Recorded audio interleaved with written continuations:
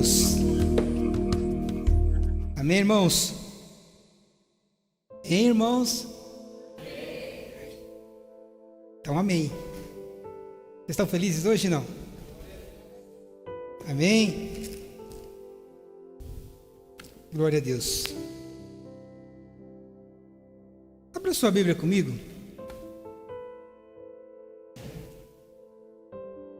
Estava observando hoje o andamento do culto, né? Aquilo que nós enfrentamos muitas vezes nas regiões celestiais, que os nossos olhos naturais não veem, mas a gente sabe que quando a gente se reúne para cultuar a Deus,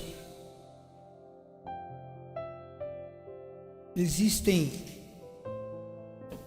demônios opressores, acusadores, que tentam nos impedir, muitas vezes apontando sobre as nossas vidas,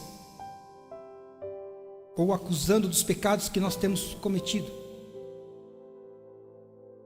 E isso muitas vezes nos impede de louvar a Deus de uma maneira mais plena, por assim dizer, né? De se entregar de uma forma em que a gente possa alcançar o céu, em que Deus possa sentir o nosso coração, em que nós sejamos tocados. Eu quero trazer para vocês essa noite, por intermédio da palavra, Mateus 20, 24. Mesmo sentado, você pode abrir a sua Bíblia comigo.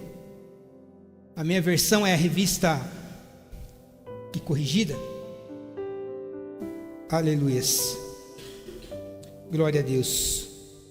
Mateus capítulo 24 é um versículo bastante conhecido.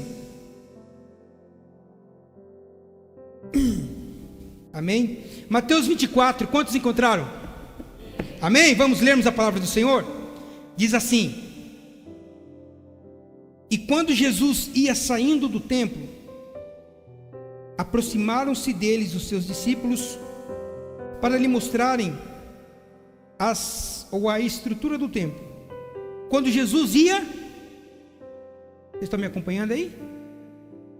Jesus ia, bota para fora, saindo aí, gente, vai lá. Quando Jesus ia saindo do templo, os discípulos se aproximaram dele e começaram a falar da estrutura do templo. Jesus olhou para eles e falou bem assim: não vedes tudo isto? Em verdade vos digo que não ficará pedra aqui sobre pedra que não seja derrubada. E estando assentado no Monte das Oliveiras, chegaram-se a ele os seus discípulos em particular, dizendo, versículo 3, estando a ele aonde agora? No Monte das Oliveiras. No versículo 1, aonde ele estava? Saindo do templo. No versículo 3, ele já está no Monte das Oliveiras. Isso é importante a gente observarmos em cada texto que a gente lê, para que a gente entenda um pouco o contexto, porque às vezes parece que é uma salada de informações num capítulo e a gente fica meio perdido. Então ele sai do templo, os discípulos mostram e falam, ele questiona, não vai ficar pedra sobre pedra que não seja derrubada. Jesus agora estava no Monte das Oliveiras, e chegaram os seus discípulos em particular. Irmãos, por que em particular? Jesus está tratando nesse capítulo de um assunto escatológico, de um assunto que fala sobre o fim dos tempos, ou os finais, ou sobre a sua vinda, ou sobre a destruição que queria vir.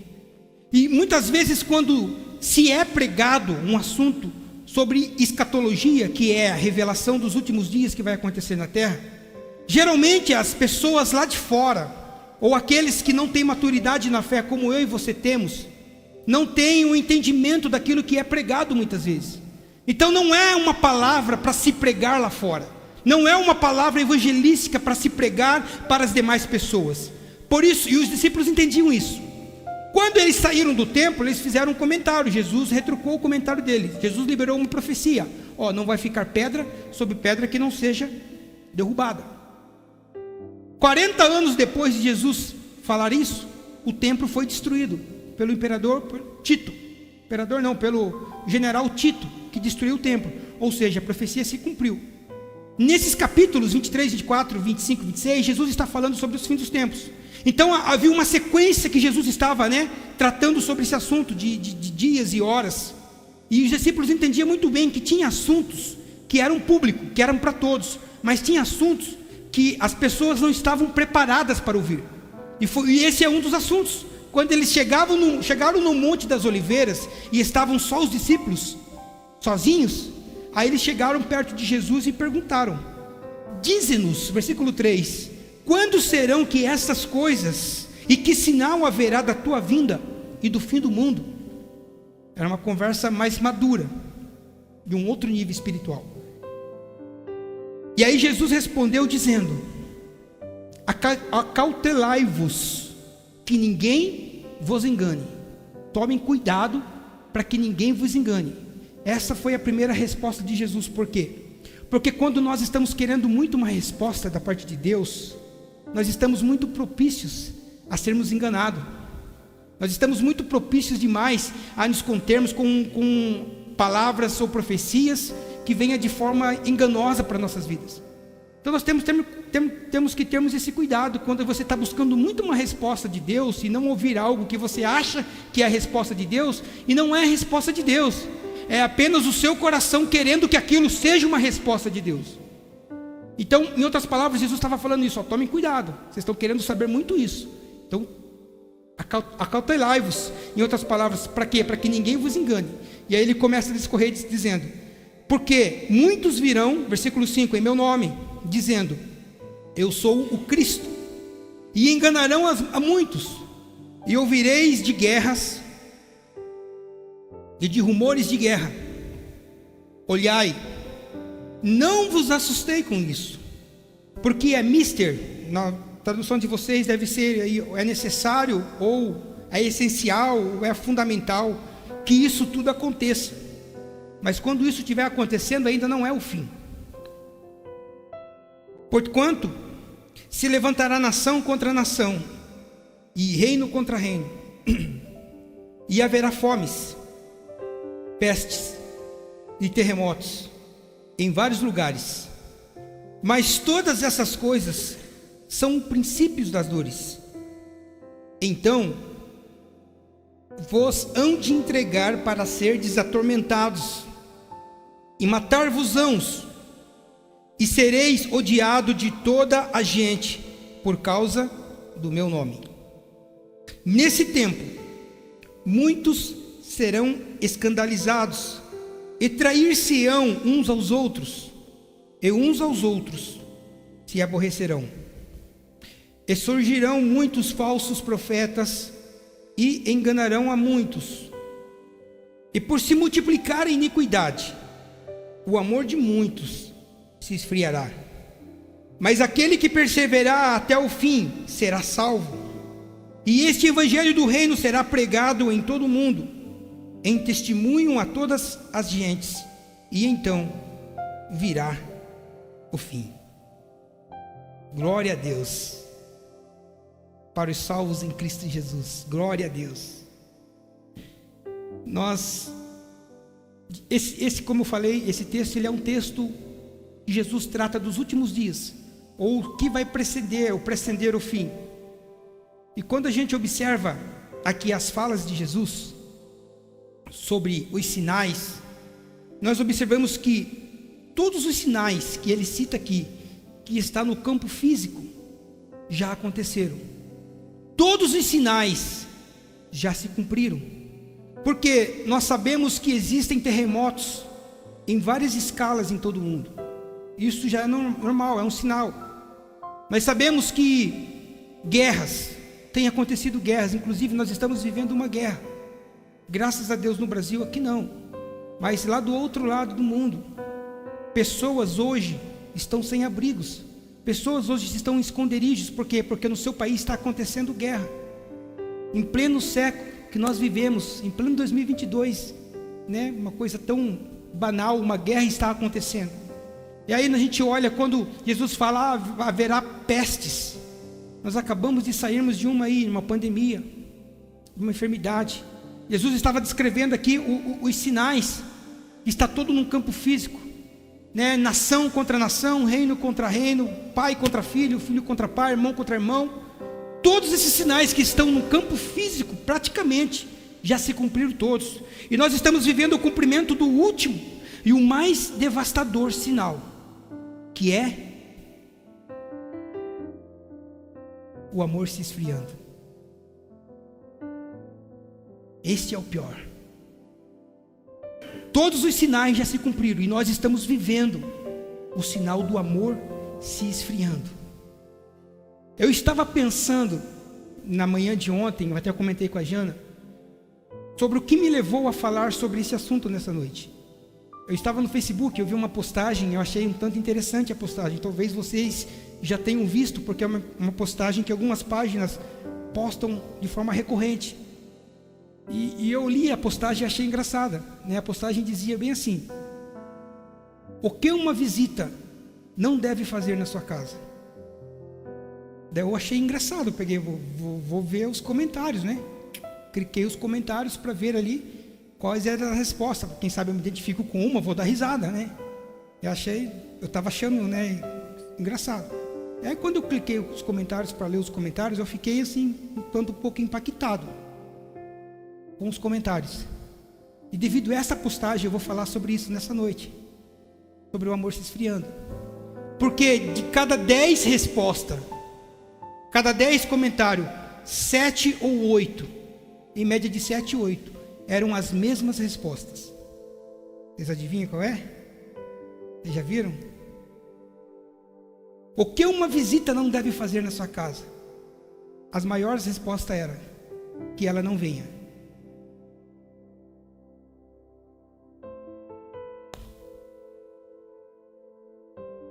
E isso, falei, caramba, isso me tocou. Porque o Espírito Santo me levou a outro nível de compreensão e sobre a questão do amor. Porque eu com a Jana, nós temos maior alegria de receber os nossos amigos em casa, as pessoas que nos visitam em casa, de compartilharmos momentos à mesa, de contarmos piada, darmos risada, falarmos de situações, chorarmos juntos, contarmos os problemas, desabafar. E aí a gente pensa que, poxa, nós achamos que nós, né, Jana, somos amigos de alguém também. E nós vamos na casa das pessoas também.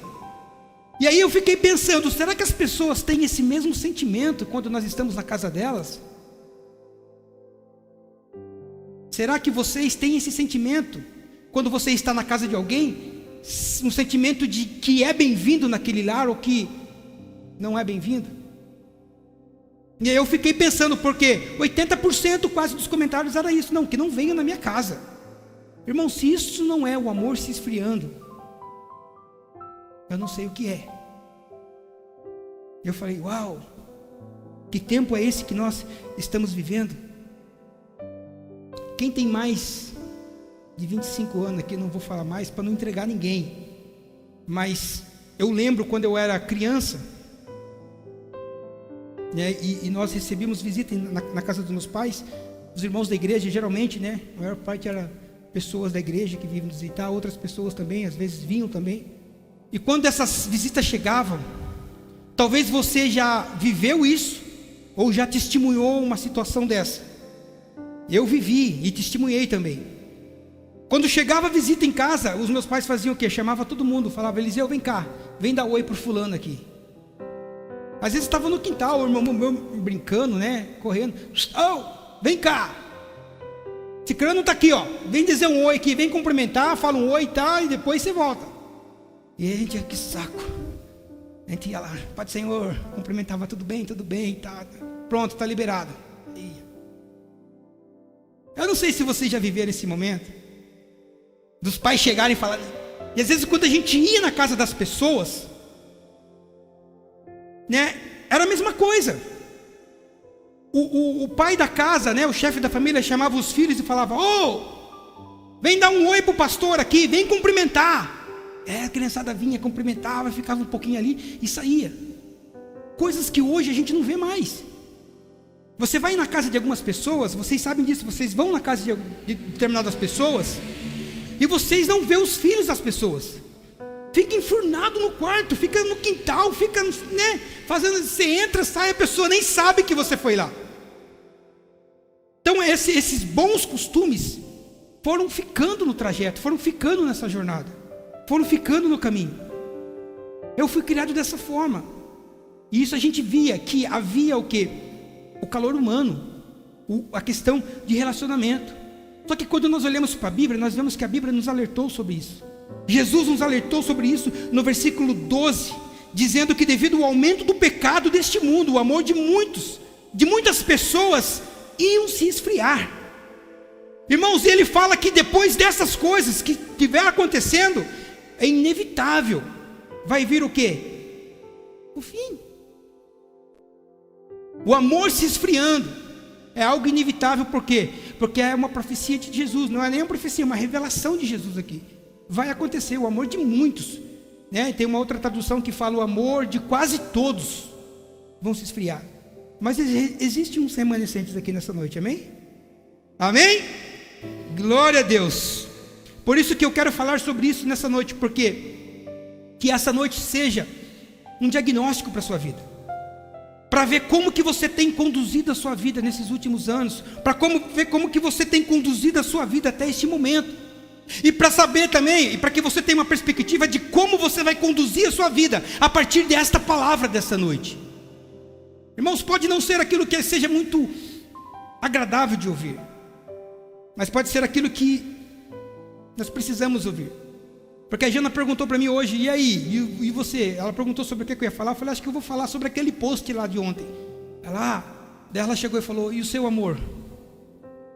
Eu pensei que era uma pergunta capciosa assim, né? Seu amor está se esfriando? Daí eu dei risada, né?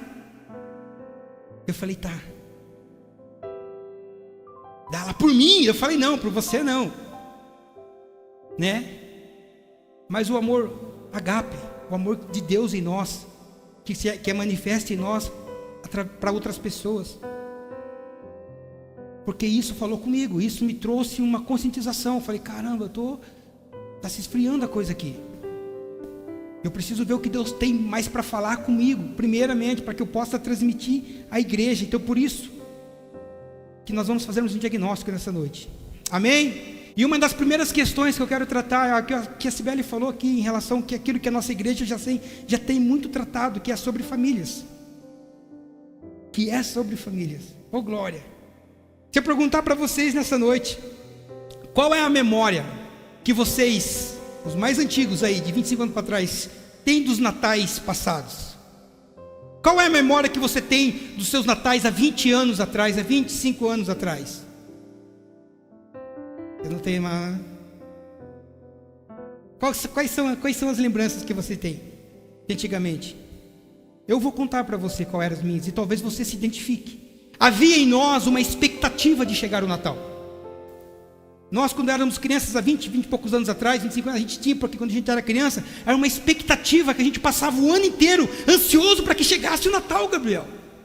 Por quê? Porque a gente sabia que o Natal proporcionava o quê? Reencontro de pessoas.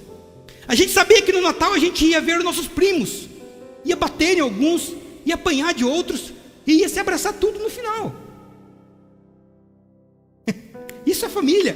A gente sabia que havia uma expectativa que a gente ia ver os tios, né? Que passava anos inteiros sem ver. Hoje eu sou o tio. Mas a gente ficava na expectativa, né, Karen? Nada. A expectativa de ver toda a família junta, de ver todo mundo reunido. As crianças, né? Nós quando crianças, nós tínhamos a expectativa do quê? De ganhar presente no dia do Natal. Então a gente ficava ansioso o ano todo, irmãos. Isso é verdade. A gente ficava ansioso o ano inteiro para que chegasse o Natal logo. Não por causa das férias, mas por quê? Porque a gente ia se reunir na casa dos avós. E lá toda a família ia estar junto. Esta é a lembrança do Natal que nós temos. A família toda junto, todo mundo reunido, todos juntos, se alegrando. Coisa que essa geração, nem todas, mas a maior parte das pessoas não tem ideia do que é isso. Não tem ideia do que é ter essa expectativa, essa esperança de chegar e reunir.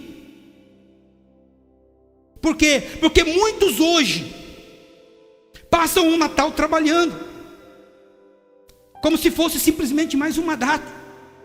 Crianças, adolescentes, jovens passam o Natal dormindo. sem dar uma importância às famílias que estão reunidas. Muitas pessoas, né, passam até mesmo brigadas umas com as outras. É só mais uma data. Passou essa data, nada como um dia após o outro, e não dá o devido valor daquilo que nós vivemos hoje. Irmãos, dê valor às pessoas. Vamos falar do contexto familiar, da sua família. Reúna as pessoas. Reúna as pessoas. O Natal não é como antes. Não é mesmo, porque o tempo passa, as coisas mudam. Mas o amor de Deus dentro de nós não pode mudar. E esse amor que está em nós precisa manifestar para alcançar, para reacender, para aquecer novamente o amor das outras pessoas, que muitas vezes, dos nossos próprios familiares, que se deixaram esfriar.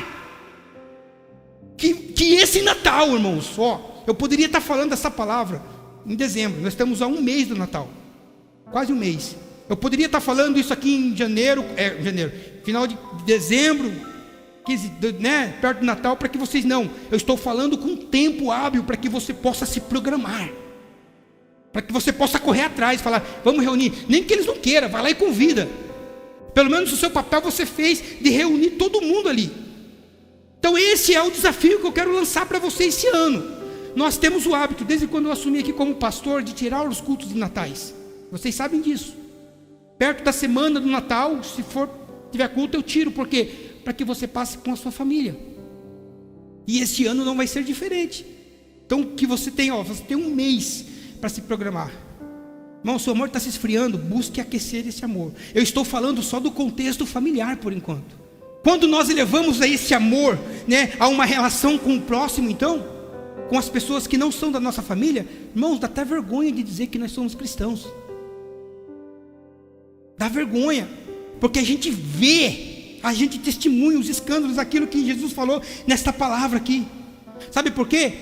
Porque as amizades se esfriaram. As amizades se esfriaram. Se eu perguntar para você que quem tem mais de 2 ou 3 amigos aqui, não responda. Mas se eu fizer essa pergunta para você, estou falando amigo de verdade, não estou falando colega. Amigo que você possa, que chora junto com você, que se alegra com a sua vitória, né, que regozija com a sua bênção. Amigos que está ali do seu lado e falam, olha, não faça isso. Nem que falam para você, nem que você fique bravo, porque esse é amigo mesmo. Fala, não faça isso, não faça aquilo, te orienta, te aconselha. Quantos de vocês podem dizer que tem mais de 2 ou 3 amigos aqui? Amigos verdadeiros. Não estou falando daqueles amigos do Facebook, não. Que lá é urubu que fica olhando a sua vida, fica torcendo muitas vezes a sua queda, ou fica olhando o que você faz para sair comentando depois. Não estou falando de colegas que você conhece, pessoas que você conhece, não. Pessoas que amigos que você sabe que você pode abrir o seu coração, e essas pessoas não vão sair falando de você. Será que você tem 1 ou 2 amigos? 3 amigos dessa forma? As rodas de amigos, né, se tornaram moscas brancas. Quando se tem a oportunidade de reunir os amigos, são o quê? São para falar mal dos outros, são para compartilhar os erros dos outros. O amor se esfriando, gente. O amor se esfriando. Quando nós olhamos até para a palavra amigo, é uma palavra banalizada. Não tem mais a essência do valor da palavra. Eu sou amigo de fulano. Amigo é um colega. O cara é meu amigo. É nada, é seu colega. Há uma diferença entre amigo e colega. Tem essa diferença. Está tão banalizada essa palavra amigo, quanto está banalizada a palavra eu te amo. Porque parece que falar eu te amo já não tem mais o mesmo peso, a mesma essência do valor, do significado verdadeiro da palavra. Quando você diz eu te amo, em palavras, não tem mais o valor. E às vezes a gente fala até para Deus, eu te amo, Deus. Aí você escuta, né? Você está aqui, nós estamos aqui domingo à noite falando, Senhor, eu te amo, eu te amo. Aí amanhã, na primeira oportunidade que você tem, você peca.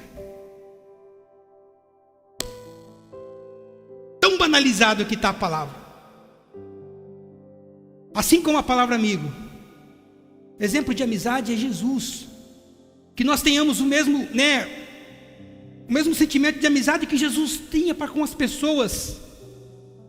Se nós queremos sermos parecidos com Cristo, nós precisamos manifestarmos este amor que Ele teve para com as pessoas. Irmãos, Ele estava no Getsêmani.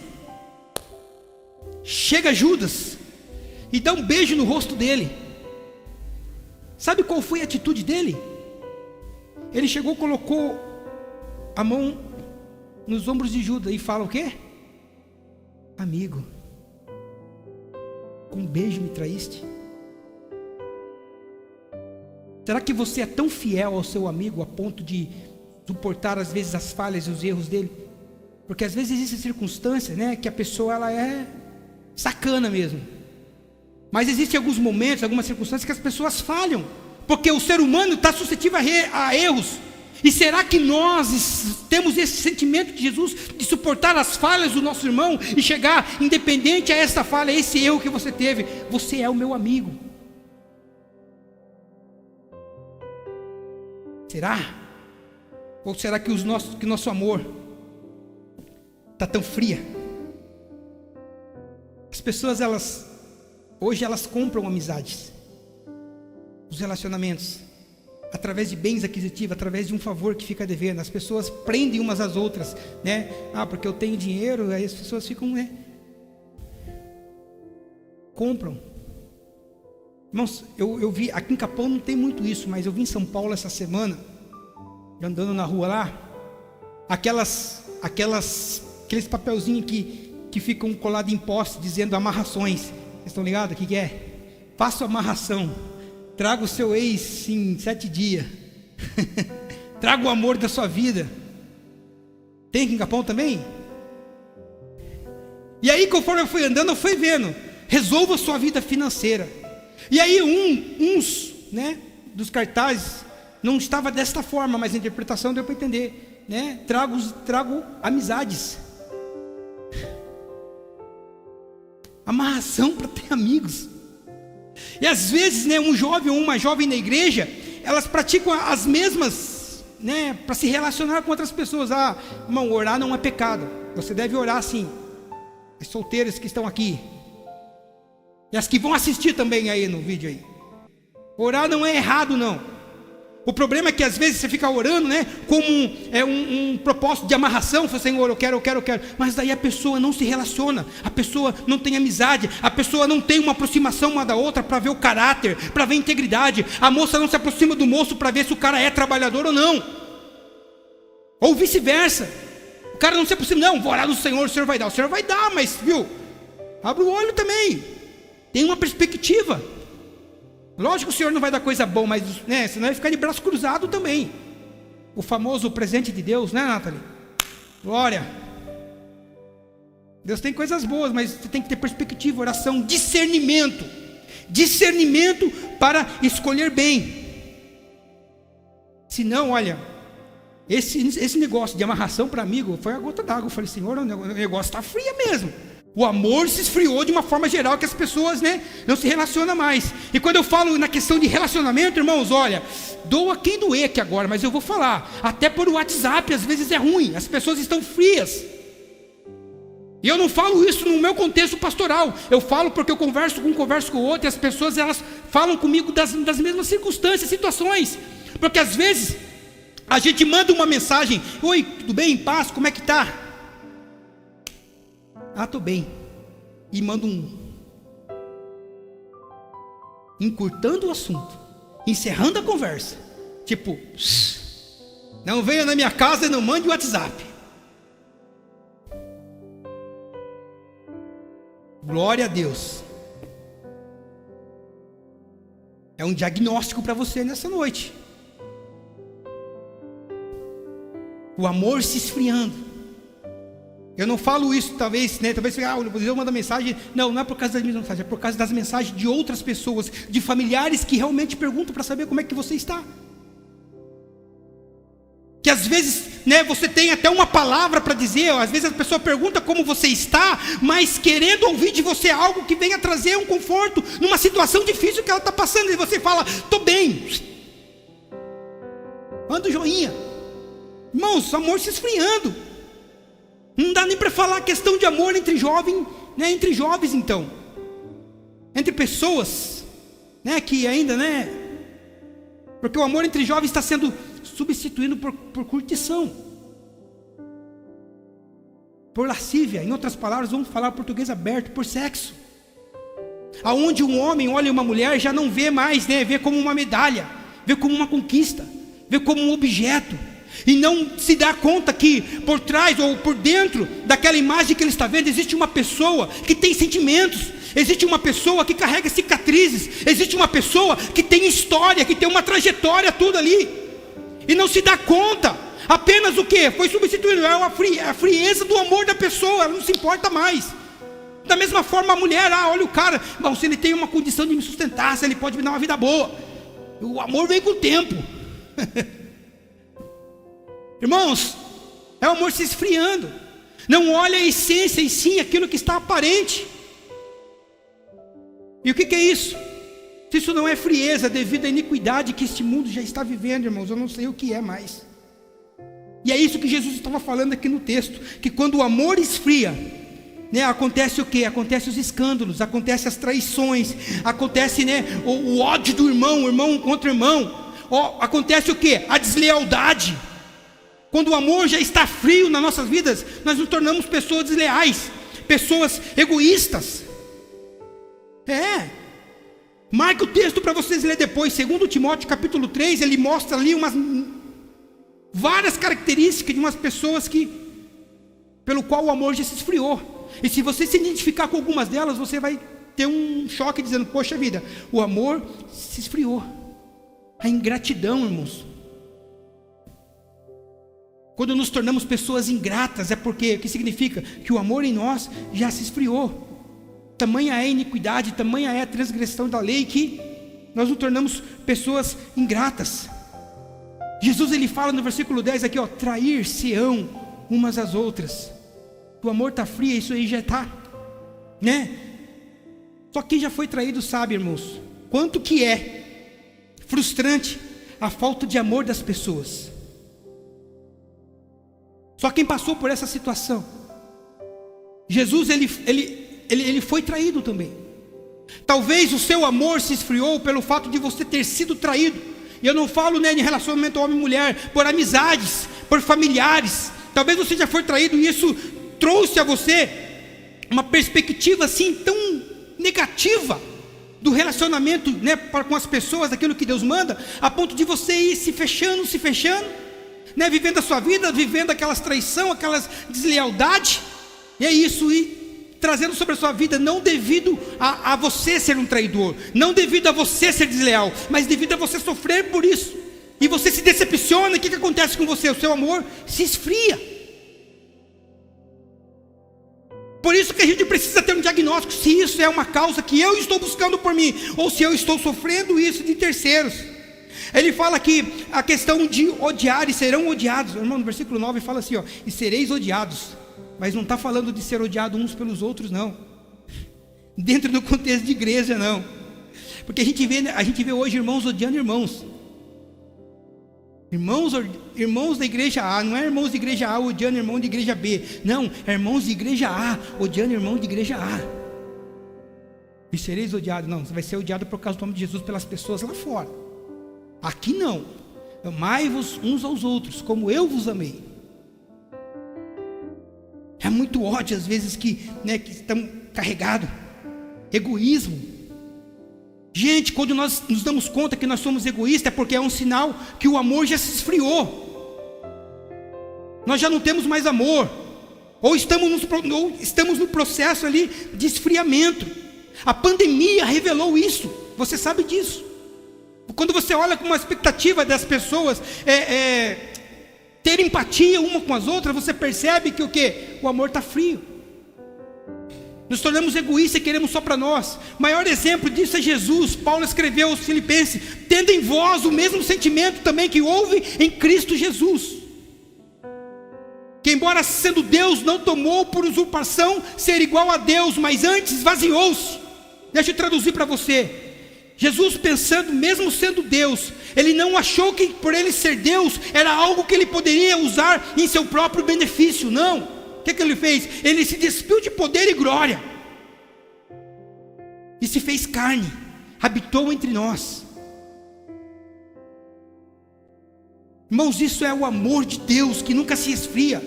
Aquilo que Jesus disse em João 3,16, porque Deus amou o mundo de tal maneira que deu o seu Filho, para que todo aquele que nele crê, irmãos, ele se despiu da glória, ele veio e se tornou homem, a ponto de morrer uma morte de cruz. Por quê? Porque mesmo ele sabendo que os homens o odiavam, que ele foi traído, que as pessoas foram desleais com ele, o amor de Jesus não se esfriou por você.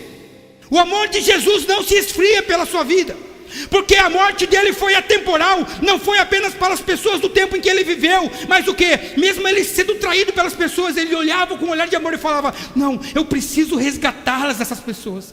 Não, mesmo as pessoas traindo eles, não, eu amo essas pessoas. Mesmo as pessoas sendo desleais, mesmo Pedro também negando, fala: não, eu preciso resgatar. Este é o sentimento de Jesus, do amor de Deus. Aleluia. Glória a Deus, um sentimento altruísta. A iniquidade, que é o pecado, ela não só esfria o amor, mas também, irmãos, ela nos torna insensíveis.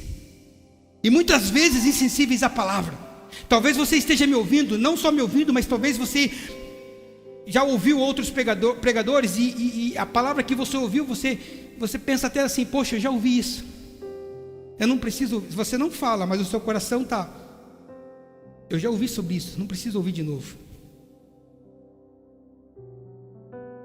Falta de amor nos torna insensíveis. Quando nós, como cristãos, nós sabemos que a palavra se renova a cada dia, e talvez seja uma palavra que você está ouvindo todo mês. Se você abrir, né, o seu coração, o Espírito Santo vai ministrar na sua vida de forma diferente. O problema é que nós achamos que já ouvimos sobre esta palavra, e aí você desdenha da palavra, se torna insensível, e aí depois fica reclamando: nossa, Deus não fala comigo. A mensagem que eu ouvi hoje, já ouvi, Deus já falou. Irmãos, olhe com uma outra perspectiva para aquilo que Deus está falando com você nesta noite. Não fique frio. Eu falei no início da mensagem que o esfriamento do amor é o pior sinal. Pior sinal. Pior que o terremoto. Pior que as guerras. É pior que a fome. É pior que a peste. Porque todos esses que eu citei aqui estão num campo físico. O esfriamento do amor está num campo ideológico. E além disso, o que ele faz? Ele quebra os 2 maiores mandamentos. Ele transgride os 2 maiores mandamentos da lei, que é: ame o seu Deus e ame o próximo. Por isso que o esfriamento, ele é o pior. E às vezes as pessoas, elas nem percebem que elas estão sendo frias. Elas nem percebem que elas estão sendo desleais e falsas. Por quê? Porque o amor já se esfriou. E o pecado, quando entra no campo ideológico, porque essa é a área que Satanás atua, ele cauteriza a mente. Por isso que o esfriamento do amor é o pior sinal. Por isso que Jesus classifica quase praticamente pelo último sinal. E por se multiplicar a iniquidade, o amor vai se esfriar. E o amor, irmãos, quando nós vivemos num estágio de esfriamento, onde a nossa mente está cauterizada já pelo pecado, nós nos tornamos insensíveis. É como se fosse uma anestesia na alma. Sabe o que é isso? É quando você peca e não tem mais temor. É quando você erra e você não escuta mais a voz do Espírito Santo dizendo em você que você errou. É quando você trata um familiar, uma pessoa, de uma maneira em que muitas vezes a pessoa, né, pode até estar magoando a pessoa, e você já não tem mais a sensibilidade e o temor de saber o quão grave foi aquela atitude que você teve. Porque a mente já está cauterizada, a alma já está anestesiada. Porque já foi plantada essa ideologia na sua mente, né? Satanás, na verdade, é o campo de batalha de Satanás. É o campo de batalha do inferno. Por quê? Porque uma ideologia, ela vem de forma sorrateira. Ela vem sendo implantada aos poucos. E a mente, ela é o campo de Satanás. Eu até vi uma enquete. Ó, tá brilhando aqui, né? Tá, não. Eu vi uma enquete esses dias. Esses dias não, essa semana. A pessoa, ela estava gravando um vídeo para trazer uma conscientização às pessoas que estavam sendo filmadas. E ela chega com uma enquete bem assim, abordando as pessoas na rua e falando bem assim: olha, nós estamos fazendo um baixo-assinado aqui para fazermos uma petição para que possa se entrar com recurso para proteger os ovos de um papagaio de uma espécie tal. E você poderia assinar essa petição, ou seja, estava aqui fazendo um baixo-assinado para encaminhar, não sei lá se é para o Congresso, para que órgão que é lá, para que pudessem, estabelecer uma lei, alguma coisa, uma emenda que pudessem tornar crime a questão dos ovos lá de determinada espécie de papagaio, porque era uma espécie que estava entrando em extinção já. E aí o cara, ele vai e explica para isso aí, os caras, não, daqui eu assino, pega a prancheta e começa a assinar, vai passando para um, para outro, e foi ganhando forma o baixo-assinado. E aí ele fala a seguinte coisa, fala, olha, eu tenho mais um baixo-assinado aqui, você poderia assinar? Ah, assino, sobre o que é? Então, é que a gente está fazendo um baixo-assinado para entrar contra a legalização do aborto. Irmãos, de 10, só um assinou. Então as pessoas se comovendo mais com os ovos do papagaio do que com uma criança no ventre de uma mulher. E uma das pessoas falava, não, isso aí já não é problema meu. Isso aí é cada um que resolve por si. Quando era para assinar sobre a proteção dos ovos do papagaio, sim. Quando era para assinar contra a liberação do aborto, aí não. Irmãos, se isso não é esfriamento do amor, estamos vivendo os últimos dias. Nós estamos vivendo. Por quê? Porque Satanás já impregnou tanto na mente das pessoas que isso aí não é problema delas. E uma ideia é quando ela impregna na mente das pessoas, irmãos, é só o Espírito Santo para combater. Não tem o que fazer. Mas quando existem algumas questões que se dá para combater no campo físico, algumas questões do campo físico, ela é possível combater através de uma mudança de mentalidade. Porque tudo aquilo que está no campo físico, se nós tivermos uma mente de Cristo, é possível nós combatermos. Talvez nós não solucionemos o problema, mas nós temos aptidão para combater. A fome, por exemplo, se nós temos a mente de Cristo, nós podemos fazermos um movimento para ajudar a sanar a fome das pessoas. Se a pessoa passa por peste ou alguma enfermidade, nós podemos nos compadecer e buscarmos recursos para que elas possam ser tratadas. Aconteceu um terremoto, que é algo natural, é inevitável, mas acontece. Mas se nós tivermos na nossa mente uma mente de Cristo, nós podemos reunir pessoas e acudir e socorrer as pessoas que estão em dificuldade, assim como aquelas que estão em guerra. Ou seja, quando nós temos uma mentalidade em Cristo, uma ideologia em Cristo, é possível combater as que estão no campo físico. Mas quando está na mente, irmãos, é só o Espírito Santo. Por isso que nós, como cristãos, nós devemos perseverarmos na fé, nós devemos perseverarmos no amor. Fé, esperança e amor. Paulo já escreveu isso, o maior de todas elas é o amor. Então nesta noite você tem que pensar, se o amor da sua vida está, se o amor em você está se apagando, está em tempo ainda de você rever esses conceitos e buscar, aquecer novamente isso daí. Aleluias. Porque o mundo está padecendo, isso é visível. Porque Satanás, o diabo, está atuando o quê? No campo ideológico, implantando aí, por exemplo, uma ideologia que vai contra aquilo que é da palavra. E o que nós cristãos estamos fazendo? O que a igreja está fazendo? Está debatendo entre elas mesmas, entre os irmãos. A igreja está discutindo se pode ou não comemorar Natal. A igreja está discutindo se eu posso ou não comprar ovo de Páscoa para dar para a criança. O que nós estamos fazendo? Discutindo se a mulher pode ou não raspar o sovaco. Raspa isso daí, irmã, passa um rolão. Falar nisso, eu ganhei cada perfume, irmãos. Foi o ano que eu mais ganhei presente na minha vida. Foi esse ano aqui, Louvado seja Deus pela vida de vocês. Pense numa alegria. Deixei com um dia quase presente em cima da mesa lá, né, Jana? Nossa, quanto perfume, Pense em cheiro, cheiroso. Mas a igreja está discutindo se pode ou não cortar cabelo. Essas mulheres, irmãos, e o mundo padecendo necessidades. E que nós devemos o quê? Se importarmos mais com isso daí, com essas pessoas. O que nós devemos fazermos? É chorar com os que choram, Rosana. É tomar as dores daqueles que estão passando necessidade, estão passando por aflições.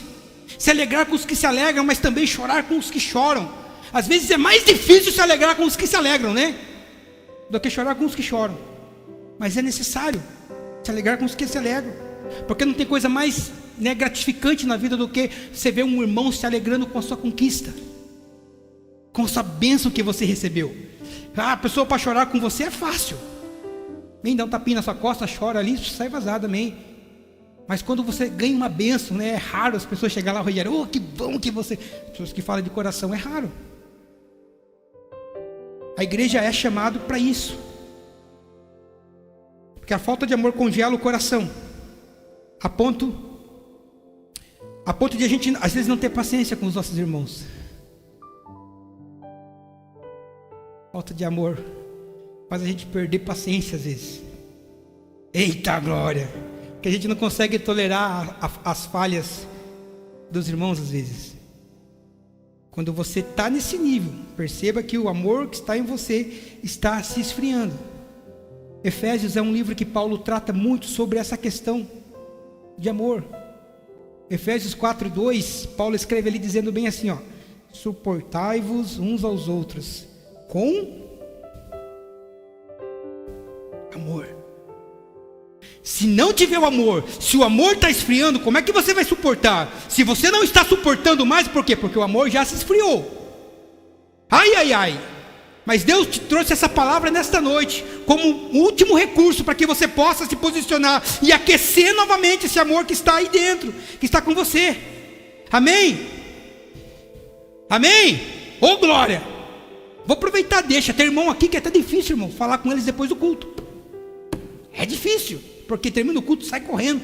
O pessoal não conversa com ninguém, não troca ideia com ninguém, né? Não cumprimenta ninguém, anda sempre sozinho, sempre caminhando, sozinho, não tem comunhão, não tem amizades. Irmãos, aquele texto de Eclesiastes de Salomão 4:12, que ele fala, não é aplicado somente, especificamente ao casamento.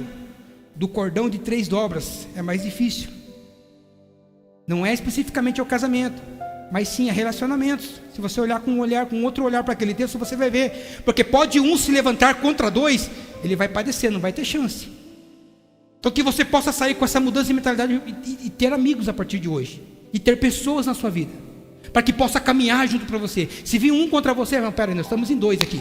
E aí a palavra dele diz que onde estiver 2, ali, me ajuda aí, eu estou no meio deles. Talvez você não se encaixe em nada que eu falei aqui nesta noite, mas mesmo assim o seu amor está se esfriando. Tudo aquilo que eu falei talvez não esteja enquadrado a você, mas seu amor pode ter se esfriado. Devido ao quê? Pelas iniquidades do mundo aí fora, pelas decepções que você viu, pelas frustrações que você passou, até mesmo dentro do contexto de igreja, pelas frustrações que você passou com outras pessoas, pela iniquidade do mundo. Sabe por quê? Mesmo assim, você não tendo mérito nisso, o culpado ainda é você. Por quê? Porque você está focando no lugar errado. Não está focando em Jesus, está focando mais no problema da igreja, está focando mais no erro das pessoas, está se decepcionando com as pessoas. Por quê? Porque o seu foco não está em Cristo. O seu foco está no que está acontecendo em sua volta. Por isso que muitas vezes o seu amor está se esfriando. E o que vai definir se você é quente ou frio é onde está o seu foco. Isso vai trazer uma definição sobre a sua vida. Então por isso, pare de olhar os erros dos outros, igreja. Porque às vezes quando você começa a olhar muitos erros dos outros, até mesmo começar, irmão, a igreja tem erro. A igreja Sagradas Missões, assim como qualquer outra igreja, tem falhas. É por isso que muitas pessoas hoje estão desigrejadas. Esse é um título novo, né? Eu acho interessante. Nós somos mais antigos, né, Rosana? Antigamente era desviado, hoje é desigrejado. Antigamente era campanha, hoje é série de mensagens.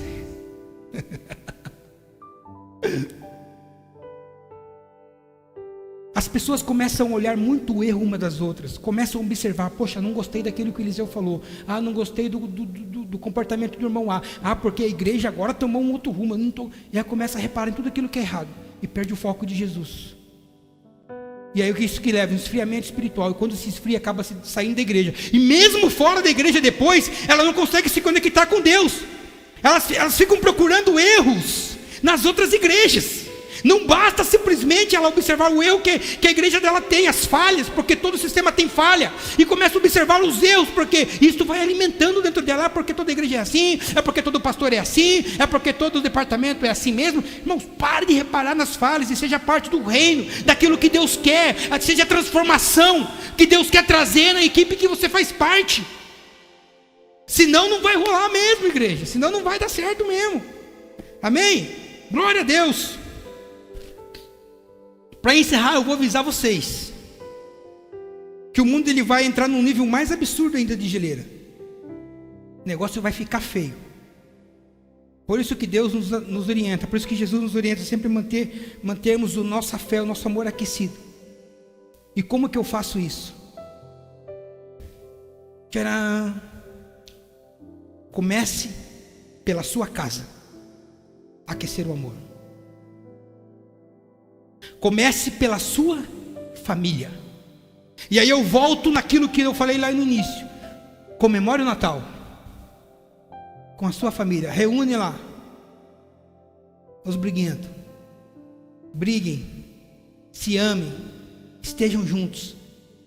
Porque daqui a alguns anos, ou daqui a algum tempo, a oportunidade das pessoas que você tem de estar junto esse ano, você pode não ter mais.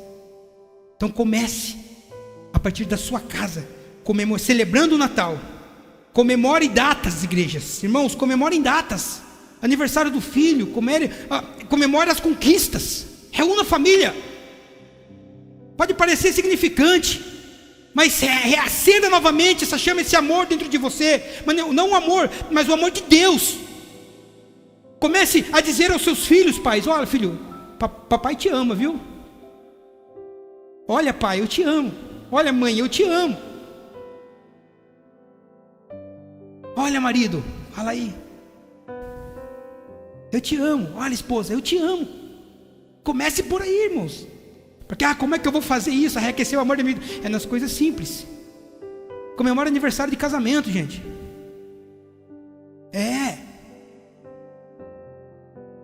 Maridos, leve a sua esposa pelo menos uma vez por mês para jantar fora.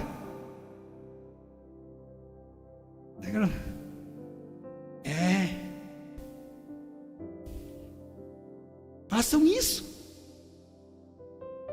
É fácil? Não é fácil. Né? Porque tem dia, né, Rogério?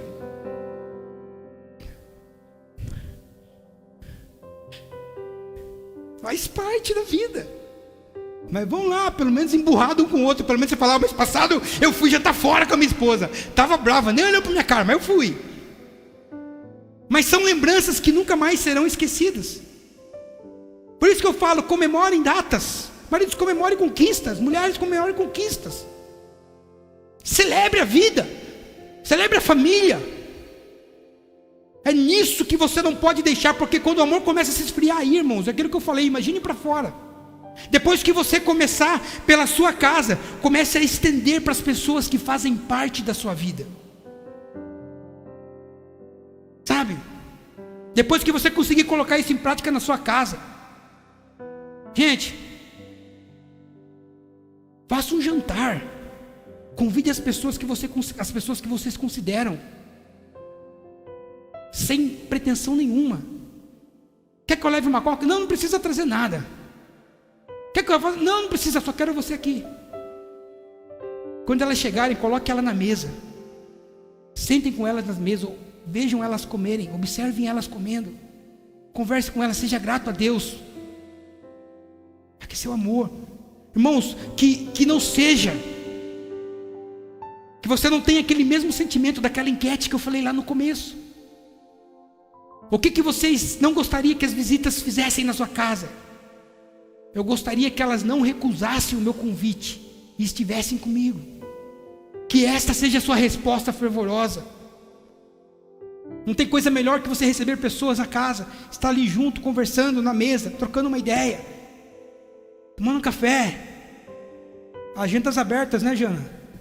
Toda segunda e sexta, né? Estamos com agendas abertas aí. Glória! Irmãos, é isso. Não deixar o amor se esfriar. Não é às vezes o mundo lá fora. Não, a gente precisa tratar as nossas casas primeiro. A gente precisa tratar os nossos ciclos de relacionamento primeiro. Eu preciso ir lá 1 hora lá, jantar com meu pai, almoçar com a minha mãe, estar junto, tomar um café. Eu preciso fazer isso. Arruma tempo. Porque não adianta nada eu estender às vezes para os de fora e dentro está um caos. Existe uma ordem. Então faça primeiro com a sua família e depois você estenda para as pessoas que são importantes na sua vida. Irmão, se vocês tiverem a oportunidade de estudar o livro de Efésios, ele trata muito sobre essa questão do amor. Quando você vê em Apocalipse 2, quando João escreve uma carta a Efésios, irmãos, é tão bonito, é tão lindo. Imagine Deus chegando para você, Revael, falando assim: Revael, você é top, topzera. Revael, fiel na igreja, não perde culto, dizimista, ofertante, faz a obra, ora, está junto, aconselha, pastoreia. Não tenho nada que abone. Porém, tenho contra ti uma coisinha pequenininha. Você é tudo isso. Um ótimo presbítero, uma excelente pessoa. Porém, tenho contra ti que deixaste o primeiro amor. Só isso. Cara, em João, Apocalipse capítulo 2, João elogia a igreja de Éfeso, falando: nossa, essa igreja é top. Essa igreja, ela não deixa os falsos profetas ministrarem. Elas contestam os maus mestres, os maus ensinamentos. Elas não permitem que pessoas que venham trazer escândalo para a obra permaneçam na obra. A igreja, ela tem o que? Orado, ela tem pregado, ela tem expandido. Porém, tenho contra ti que deixaste o primeiro amor. Só isso. Uma coisinha mínima que Paulo tratou em 1 Coríntios 13, dizendo que ainda que eu faça qualquer coisa nessa vida e não tiver, de nada valeu. Irmãos, amor ainda é amor. Aliança ainda é aliança. Se você tem uma aliança com seu esposo e esposa, isso é aliança. Se você tem uma aliança com um amigo, irmão, amizade ainda é amizade. Amigo ainda é amigo. Se você tem, irmão, se você percebe que isso está se apagando, nesta noite que você se conscientize e possa trazer isso novamente à sua vida, para que isso possa ser aquecido. Então que a partir de hoje, dessa palavra, você venha ter um choque de realidade, falando: meu Deus, o meu amor está se esfriando. Foi essa a resposta que eu dei para Janaíne hoje. E aí, Eliseu? Falei: Jana, meu amor está se esfriando. A dificuldade que teve aqui no culto hoje, quando a Cibele falou: irmão, saia do seu lugar, procure alguém que não é da sua família. Gente, você tem que fazer isso correndo. E gente ficou sozinha ainda, hein? Gente ficou sozinha ainda, hein? Na hora da oração: vamos orar, vamos orar. Tenho, porém, contra ti. A igreja está top, organizada. O evento de mulheres ontem, ó, surpreendente, top, da galáxia. Os cultos têm sido bênção, a palavra tem tido, os louvores estão sendo cantados, Deus está trabalhando. Mas tenho, porém, contra ti que deixaste o primeiro amor. Se coloca de pé nessa noite em nome do Senhor Jesus. Aleluias.